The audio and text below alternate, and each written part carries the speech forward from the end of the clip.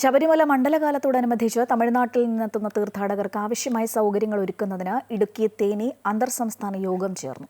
ഇടുക്കി ജില്ലാ collector V Vigneshwari, Theni collector R V ഷാജീവന എന്നിവരുടെ നേതൃത്വത്തിൽ തേക്കടിയിലായിരുന്നു യോഗം.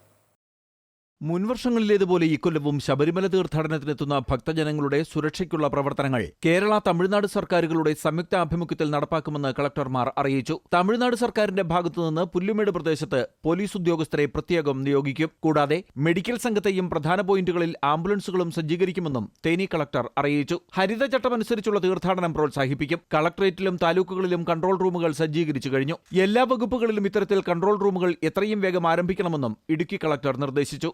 എല്ലാവർക്കും ഈ ദർശനം കിട്ടാനുള്ള അവസരം തീർച്ചയായിട്ടും ലഭിക്കും.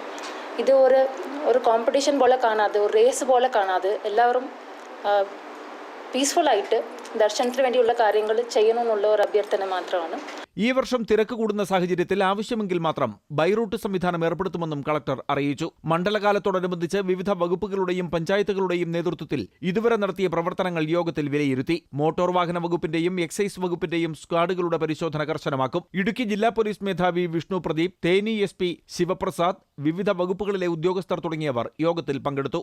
അമൃത ന്യൂസ്, ഇടുക്കി.